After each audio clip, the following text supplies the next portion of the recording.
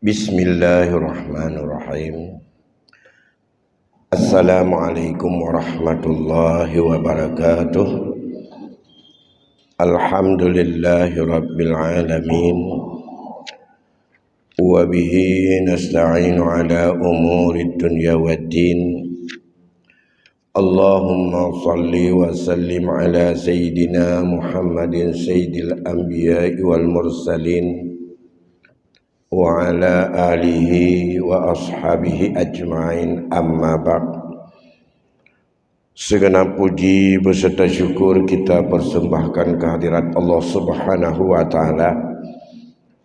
Selawat beriring salam keharibaan junjungan kita Nabi besar Muhammad sallallahu alaihi wasallam pada keluarga dan sahabatnya sekalian. Yang kami muliakan guru-guru kami, bapak-bapak serta ibu-ibu sidang jamaah yang dimuliakan Allah Subhanahu wa taala. Baiklah, malam ini kembali kita lanjutkan untuk pengajian kita dan ulangan kita terhadap apa yang penting untuk kita tahu dan kita berbuat dalam hidup ini. Sementara saya tinggalkan dulu tentang berkaitan dengan yang menghambat dan yang menggugurkan dari ahli waris dengan sebab wasaf, yang pada yang lalu sudah kita jelaskan tentang salah satu sebab yang menggugurkan warisan adalah karena sebab pembunuhan dan murtad. Sedangkan sebab yang ketiga yang ittifaq para ulama adalah berbeda agama.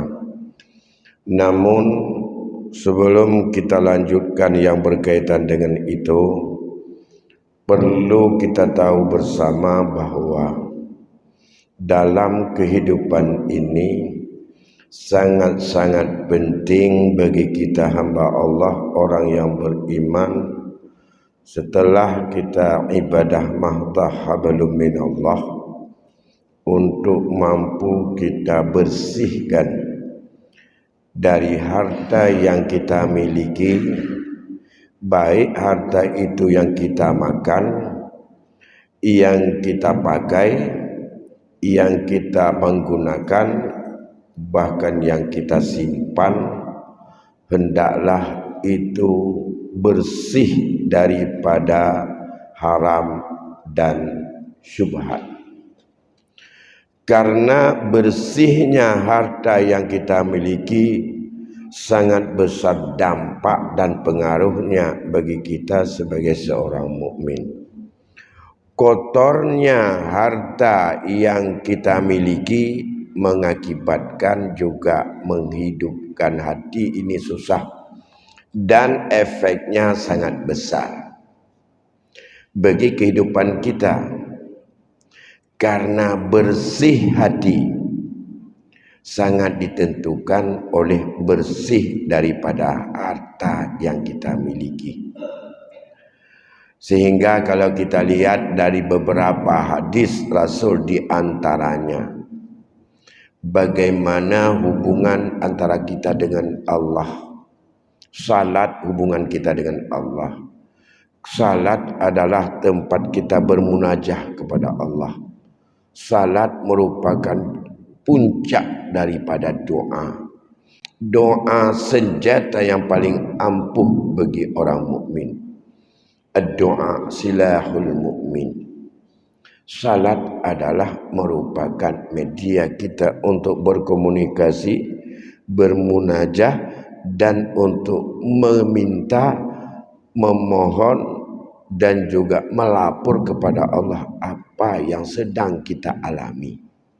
Hal-hal yang berat dalam hidup ini, agar kita bisa dipelihara daripada berbagai hal yang memurkai Allah kepada kita, itu hendaknya kita bersih. Tapi betapa hubungan salah satu akibat tidak bersih usaha, hana bersih harta yang kita miliki, membuat doa kita terhambat untuk sampai kepada Allah. Tanya lu datang lagi hari ini. Minta ya Allah keluargaku menjadi keluarga yang sakinah mawaddah. Ya Allah jadikan anak kami anak yang berbakti kepadamu dan juga taat kepadamu dan berbakti kepada kami. Ya Allah jauhkan anak kami daripada bahaya dunia, baik itu bahaya narkoba maupun bahaya pencurian dan bahaya daripada pergaulan. Semua selalu kita minta di samping usaha.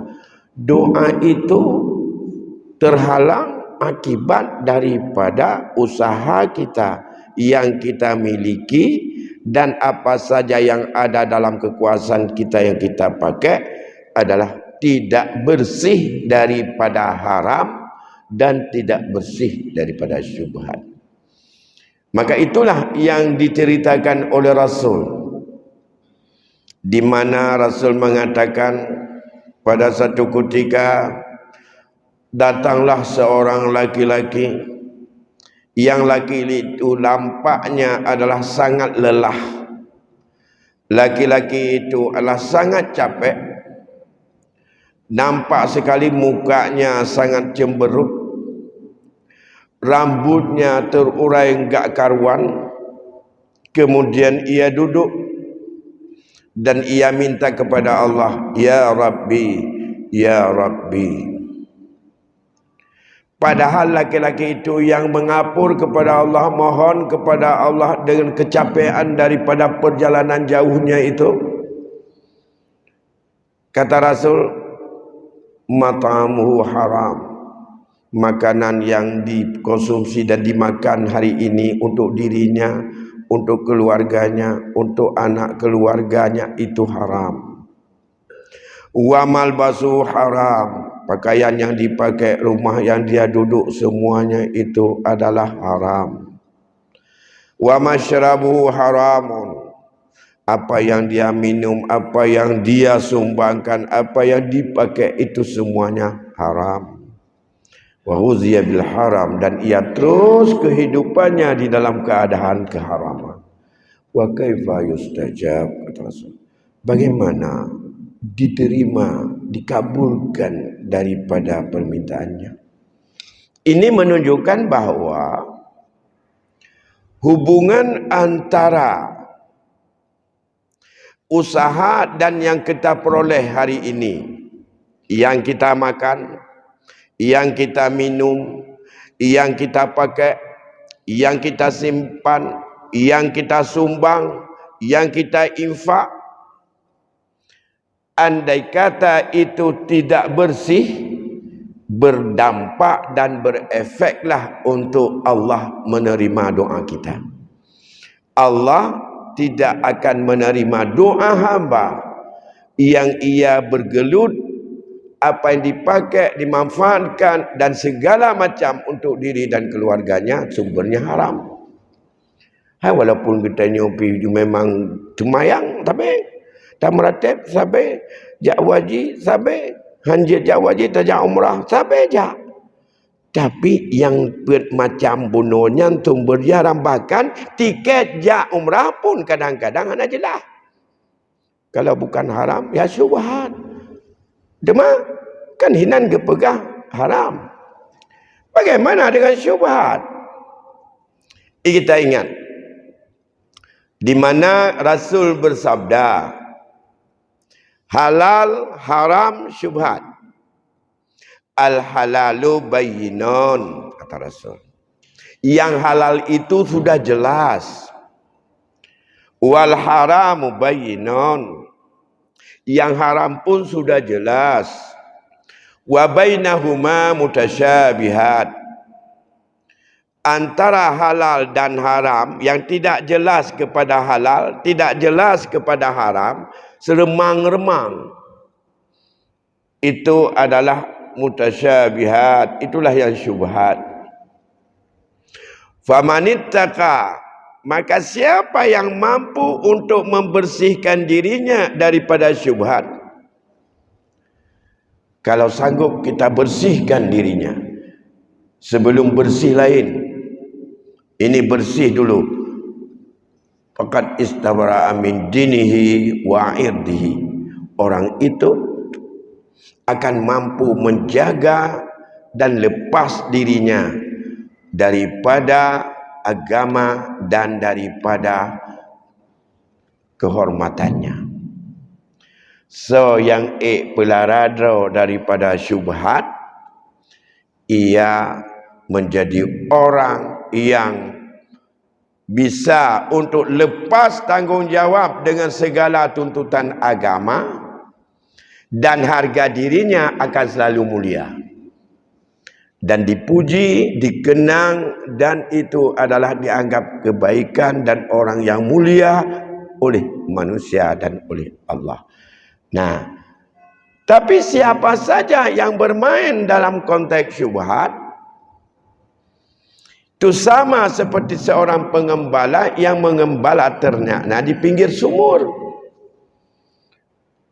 Harap-harap lebih besar kemungkinan dia akan terjebak dan jatuh dalam sumur. Haram adalah sumur, batas tentang bahayanya yang Allah berikan. Main di pinggir haram dalam syubhat sama dengan main dekat-dekat haram. Main dekat haram akan mudah terjebak masuk dalam haram, itulah jatuh dalam sumur. Maka itu semuanya di ujungnya dihubungkanlah bahwa hati seseorang,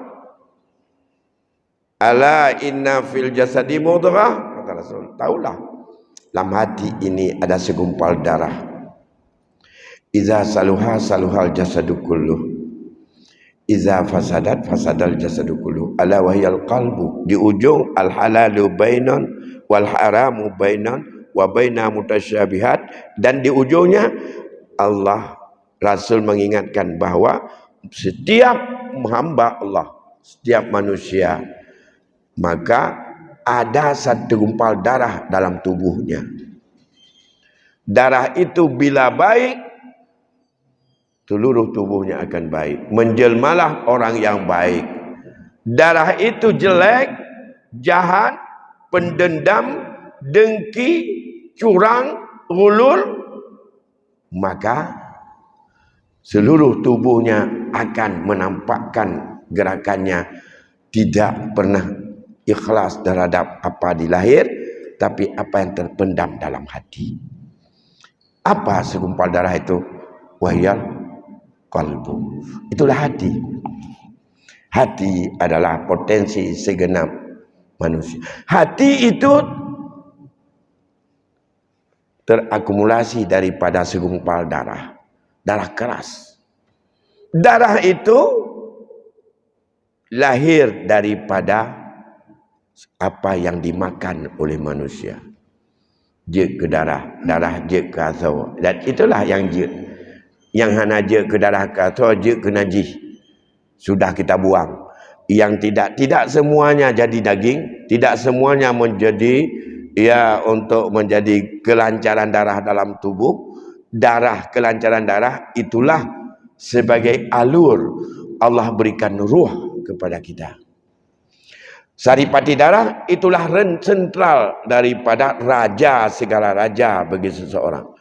Kalau darah ini sumbernya jelek, halal, bagus. Bila sumber darah ini dari makan, yang dimakan itu adalah dari yang haram atau syubhat, maka hatinya hati syubhat.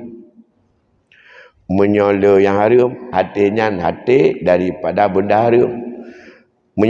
Hati syubhat kiban leklap, keite iyakan, keite belatikan, keite antakan, kibancit 3 tahun, maka jika hati leklap, menjanjan karena Allah, menjanjan karena ilah, menjanjan karena macam-macam itu.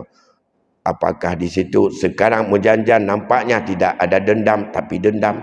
Sempatnya tidak ada dengki, tapi dengki. Sebab itulah yang dari hati yang liklap tadi. Mungkin le syubhat. Yang ingin saya sampaikan di sini, berkaitan dengan halal, sudah jelas kata Rasul. Yang halal itu adalah bisa saja sumber yang ada di dalam tanah, bila tanah itu adalah dimiliki oleh seorang perseorang, apa saja yang dalam tanahnya, apakah itu sudah Allah taruh atau ditaruh orang, atau kita tanam sendiri, apa yang tumbuh itu halal milik kita. Tapi baik yang tanam pada tanah dan baik getanya tak aku dalam tanah dalam tanah itu adalah kerana milik. Atau benda itu yang haram, apa saja yang di laut yang sanggup untuk kita gemerang, apakah mau ngambil dengan kail, mau ambil dengan jia, bukan dengan melangur, dengan kepandaian jia tak melangur lagi, tabat-tabangan jia tak drop, tak puas, tak melan, tak pajuk, itu halal. Mau dijual, sah. Nah, itu jenis-jenis yang halal. Ada yang halal itu dengan proses pertukaran, yang kita kenal jual beli. Percuma dalam halal jual beli bila memenuhi syarat-syarat jual beli dan tidak ada potensi riba di situ. Maka Allah sandingkan dalam jual beli, yang pertama prinsipnya ala taradin, senang tambah senang. Tapi hendaklah jauhan riba. Ya, apa nakun? Ya ahallallahu al-bai'a wa haramal riba. Allah halalkan baik. Baik itu ala taradin, senang sama senang. Tapi Allah haramkan riba. Riba walaupun senang sama senang tetap riba. Karena ada yang haramnya karena pemilikan antara manusia dengan manusia. Ada yang haramnya karena dampak dan risiko yang ada pada manusia itu. Maka Allah tetapkan manusia yang sepakat atas apa yang telah Allah tetapkan di situ bahaya dan mudarat, tetap tidak berubah menjadi halal. Mantap. Riba tidak, walaupun senang sama senang antara pemberi dengan penerima. Bak utang terjadi riba, bak kirat, bak mudualabah terjadi riba, bak hadiah terjadi riba. Apakah itu terjadi riba pada berbagai transaksi jual beli, baik kontan maupun kredit terjadi riba. Lebih-lebih pada jenis-jenis barang yang ada unsur riba, jual duit dengan duit. Nah, itu sejenis. Dan apabila dan segala macam, kun katanya kan belau peng tukar messenger, tukar rupiah dengan ringgit, tukar rupiah dengan dolar, tukar rupiah dengan rial, tukar, itu boleh. Jual beli sama-sama mata wang, tapi jenisnya beda-beda. Tapi syaratnya tak boleh tangguh. Harus iadan biadin. Itu diatur menyangkut dengan riba. Oh, dibolehkan, ada dibolehkan. Karena itu hikmah akan panjang. Karena di situ terjadi kemudaratan pihak-pihak tertentu. Makanya jual beli bila itu mata wang itu dianggap satu jenis. Ada ketentuan. Dan jual beli, tukar barang dengan barang itu jual beli maknanya. Tidak mesti dengan nilai tukar yang sudah disepakati. Misalnya mau yang mana lagi pada jual beli Allah tetapkan transaksi itu waharraba riba. Riba tidak ada taradin di situ. Rida sama rida, senang sama senang, yang riba tetap haram. Siapa yang haram? 3 orang di situ. Orang yang memberi riba, orang yang menerima riba, dan orang yang melayani transaksi antara orang riba dengan riba. Orang jo, orang terima, dan administrator tukang itu. Jadi tak mesti ada atra.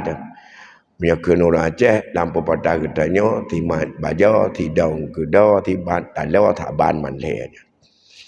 Nah, makanya kita kalau kerja sekarang di lembaga ribawi itu kalau darurat masih ada jalan keluar, tapi jangan anggap itu permanen. Selama kita belum mampu mencari Kalau dalam konteks darurat, terserah bagaimana cara untuk, karena sesuatu yang dalam haram, bila darurat itu adalah tidak berdosa, tubihul mahdurat. Ya, jadi ya, ada juga yang riba yang diharamkan oleh Allah halal. Membantu halal. Kita bantu orang lain bantu kita. Tapi di situ andai kata terjadi sogok menyogok, haram. Walaupun antara orang sogok yang disogok adalah senang sama senang. Apakah itu membantu dalam konteks untuk memfasilitasi dalam rangka untuk lulus sekolah? Apakah untuk diterima di kedoktoran?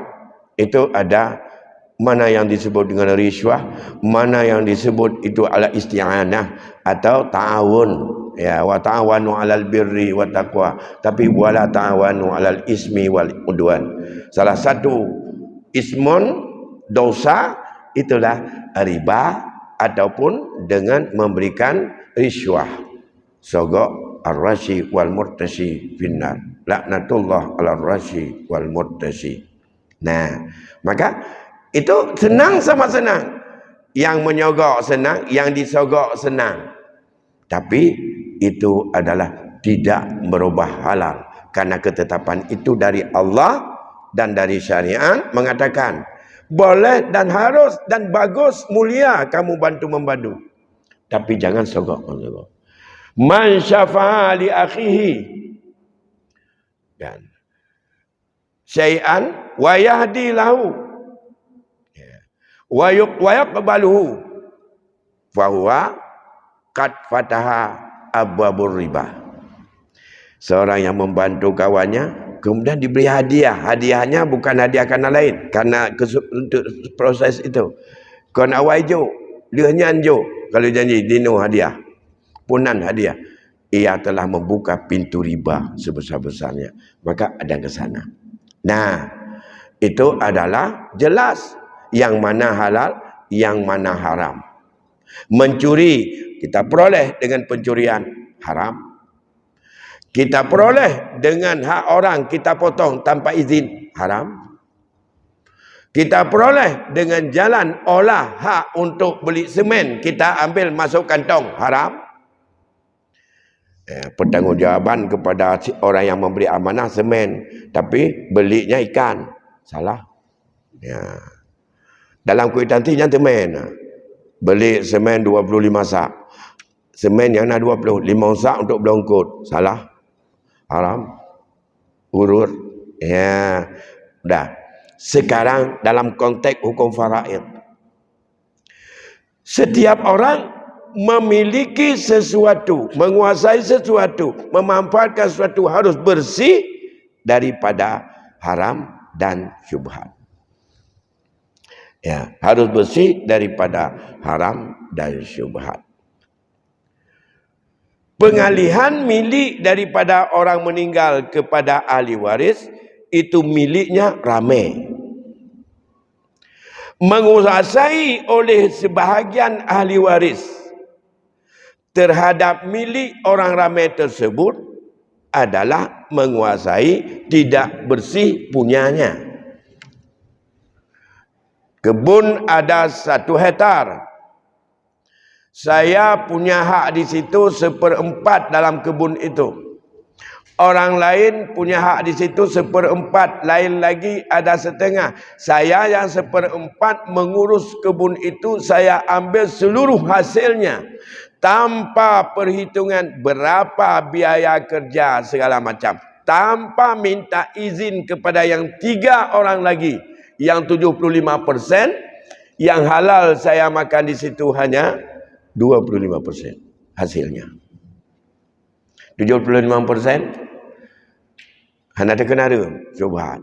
Tambah hana jelas pun izin pun hana. Ya. Orang yang izinnya tahu enggak berapa hak dia yang diminta izin. Makanya terjadilah syubhat. Karena mengapa? Milik saat itu adalah Saat itu milik adalah seluruh ahli waris menurut kadar masing-masing. Kapan dimiliki itu? Mulai meninggalnya pewaris. Gak apa-apa. Kan punya suami saya. Nah, punya suami sendiri. Kalau suami yang meninggal, isteri tidak menguasai semuanya. Karena Allah tidak mengalihkan kepada isteri. Nah, tapi punya banyak orang di situ. Menguasai milik orang banyak. Yang tidak mendapat izin orang banyak. Kita sendiri itu adalah yang bukan hak kita. Itu disebut dengan syubhat. Bahkan haram. Tidak bisa kita makan punya orang itu tanpa ada izin. Nah, yang kedua. Ya. Andai kata satu hari setelah meninggal, bolehkah untuk ditunda pembahagian warisan? Untuk penundaan pembahagian warisan sebaiknya dilakukan terus untuk siapa pemilik masing-masing. Andai kata dia izinkan kepada siapa diizinkan, ia sudah tahu berapa hak dia dan nilainya yang dia izinkan. Sebaiknya. Dan wajib dilakukan segera untuk menyerahkan sebuah amanah. Itu amanah dari Allah kepada ahli waris yang balik, yang berakal, untuk menyerahkan nilai hak masing-masing ahli waris. Dari siapa? Dari Allah. Khianat amanah hukumnya dosa. Khianat amanah bagian dari sifat munafik. Khianat amanah tanda dunia ini akan terjadi fitnah. Semakin banyak orang khianati amanah, akan semakin tinggi nilai fitnah yang akan timbul. Khianat amanah merupakan perbuatan yang sangat-sangat tidak terpuji. Jadi beda amanah mentang tantang menyojut ke wali kotanya harus amanah. Jut ke kecil baru amanah. Jut ke ahli waris yang natu amanah dari Allah terhadap apa ditinggalkan oleh waris. Kalau dia punya kekuasaan dan dia tidak tanya, ataupun kalau tidak bisa dia tanya kepada orang yang ahlinya, dan ia terus untuk membiarkan. Salah satu itu adalah menyia-nyiakan amanah. Sama dengan saya titip 10.000 atau 1 juta uang untuk anak saya pada seseorang, suruh ke Banda Aceh. Pak Nasir mau ke Banda Aceh, ya tolong ini uang 1 juta amanah ya untuk diberikan pada anak saya. Dia butuh di sana untuk uang kuliah. Dia mau bayar kos pada Syria. Ya. Saya mengapa kasih sama dia? Itu amanah. Semoga Pak Nasir sudah kenal anak saya di sana barangkali. Kemudian dia juga tidak melewati dan tidak membutuhkan banyak biaya untuk tahu dapat di mana. Kemudian Pak Nasir enggak kasih-kasih. Sudah ke Banda Aceh, pulang lagi ke sini. Sudah 4 kali bolak-balik ke Banda Aceh. Sampai dengan 10 tahun kemudian belum diberikan. Ia akui. Uang yang pertama tahun 2000 saya berikan pada beliau, saya suruh 1 juta, nilainya beda dengan 2030. Nilainya beda manfaatnya.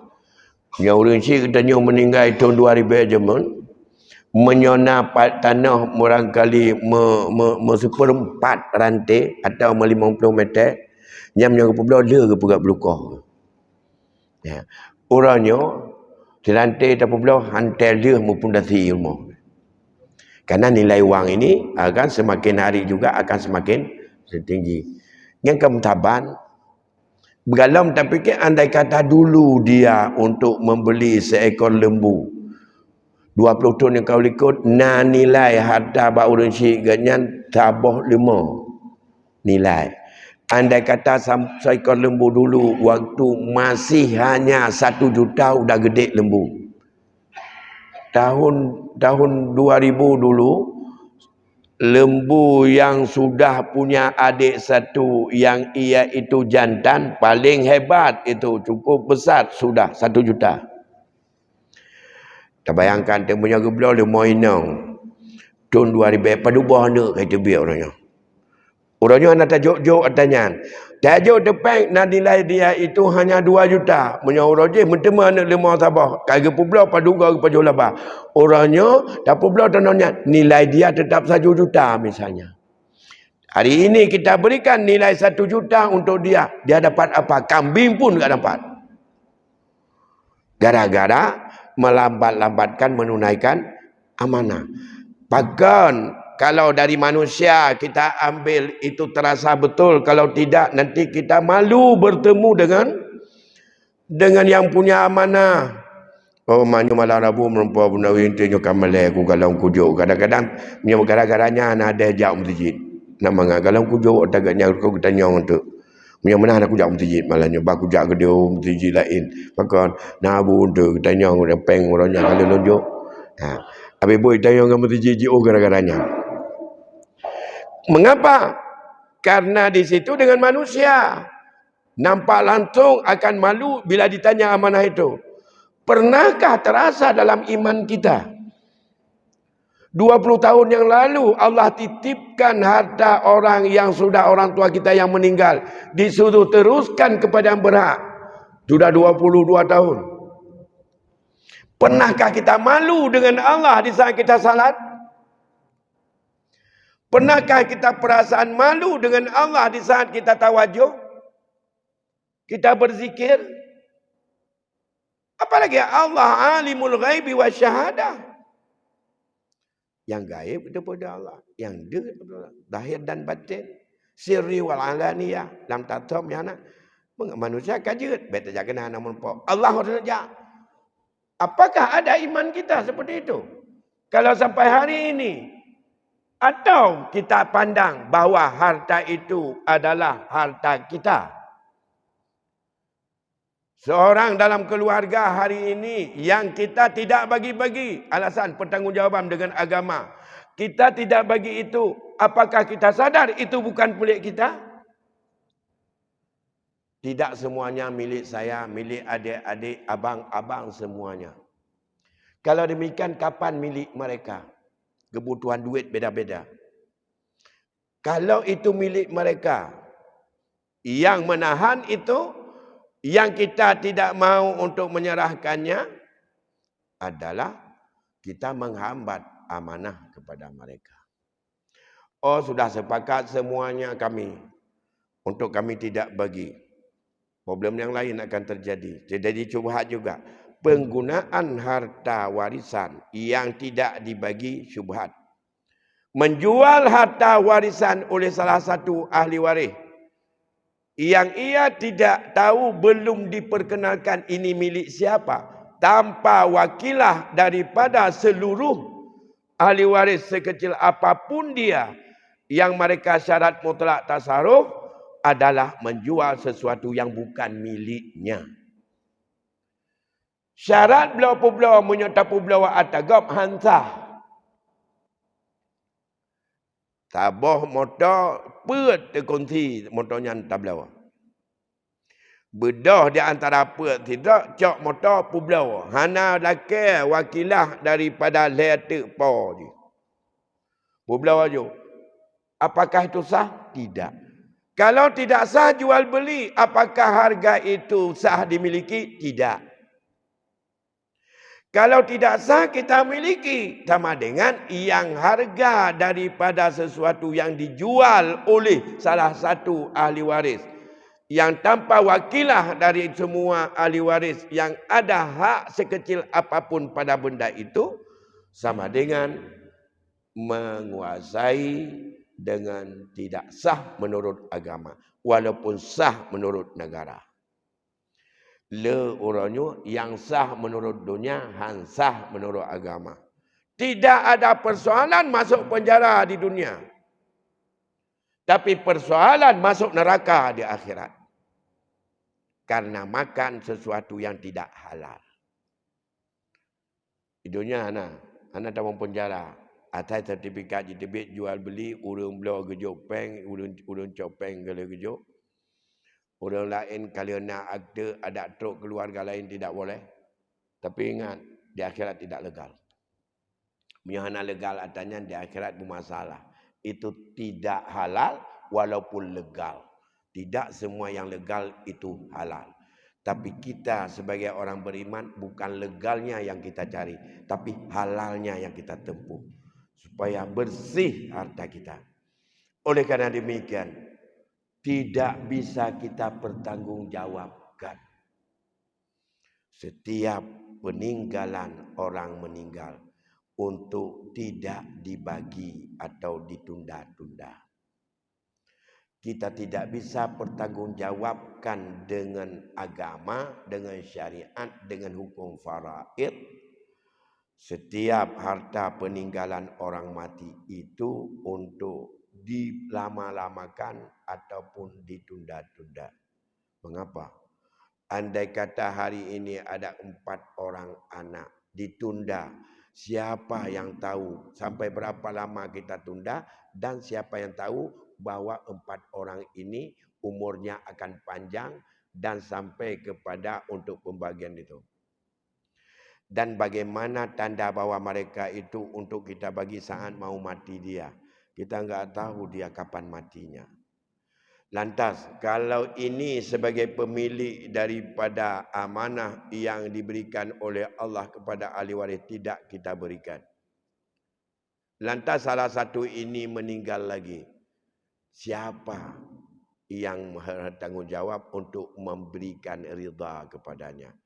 Apakah sah anaknya memberi ataupun meridai daripada itu untuk tidak dibagi-bagi?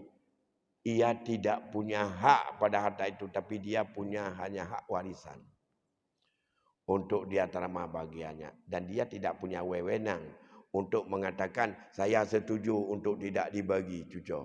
Yang punya hak mengatakan saya setuju bukan cucu, pemilik utamanya. Pemilik yang utama, siapa yang akan mengatakan saya setuju. Tapi dia tahu ada hak dari orang tuanya di situ. Tapi dia sudah tidak tahu lagi berapa nilainya. Dan ia tidak bisa lagi karena ahli warisnya bukan satu di antara mereka. Akan berkembang kepada yang lain-lain. Sampai kepada anak orang lain sebagai istri dan mama dia. Maka syubhat akan terus menerus. Semakin lama menyengajakan haram syubhat. Maka menyempurna keluarga sakinah. Salah satu caranya. Keluarga yang bahagia. Anak yang saleh. Baik ke pemalai ulun syik. Bersihkan harta dalam keluarga itu menurut milik masing-masing. Jauhkan dalam haram. Mudah-mudahan kita dipelihara oleh Allah daripada dan diterima oleh Allah doa keluarga itu. Nyo letak orang berdoa. Nyo batamu kahwin ya. Barakallahu lakuma wa baraka alaikuma. Semoga kalian menjadi sakinah, mawaddah, warahmah. Jilame ada cuak dagam. Jilame hasil daripada korupsi. Kanuri atau korupsi. Atau pengut gam. Adanya bau panas, dumpu-dumpu, atai lampuh galang burak. Atai yang termasuk takut yang palau-palau atai atim pinahinan. Ana apa ada kebah di ulun cik kamu nyan. Ulun cik kebahkan ke kedanya, ke kamu. Tapi yang pajuh orangnya yang mengkauri tidak ada antara kamu. Bagaimana untuk kita minta izin pada orang lain? Apakah setuju semuanya? Yang kedua, sudah setuju. Apakah seluruh ahli waris yang setuju? Iya. Sudah tahu siapa saja ahli warisnya? Tidak bisa lepas daripada hukum faraid. Untuk melihat siapa ahli waris setiap orang meninggal. Apalagi. Nah yang ladum. Bubut pasit. Jauh harta orang mati. Ya wakaf ke masjid.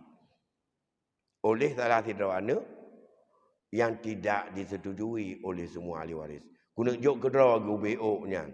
Ada hana setuju pi kujuk. Tanya pitan tajuk nyata drog kebah. Pertanyaannya, itu wakaf siapa? Wakaf almarhum, punya wakaf getanya orang meninggalnya, wakaf orang meninggal jinu wakaf. Baik pres diwakaf oleh anak sebagai penerima pusaka. Kalau demikian je silakan dia wakaf. Tapi bukan wakaf orang tuanya itu. Wakafnya wakaf dia. Pahala wakafnya untuk orang tuanya. Ya, wakafnya wakaf dia. Maka dalam konteks ini jangan cepat-cepat berfikir untuk dumpu kamu tino dia anak ni wakaf watedra tino punya boleh wakaf tanya jinu wakaf. Baik pres meninggal di wakaf dia. Anak-anak wakaf. Tapi pahala wakaf terus. Jangankan pahala wakaf sama-sama dia juga terus. Selawat terus, doa terus. Bapak Ibu yang berbahagia, saya pikir mengingat waktu Isya sudah masuk. Nanti akan kita lihat yang lain lagi berkaitan dengan masalah ini. Semoga betul-betul kita untuk bagaimana membersihkan harta dalam keluarga. Baik yang kita makan, yang kita pakai, yang kita simpan. Itu semuanya adalah bersih daripada haram dan syubhat. Semoga Allah selalu menerangi hati kita untuk sadar dan mampu kita untuk membersihkan setiap apa saja dalam keluarga kita. Lebih kurang saya mohon maaf. Sampai di sini. Wassalamualaikum warahmatullahi wabarakatuh.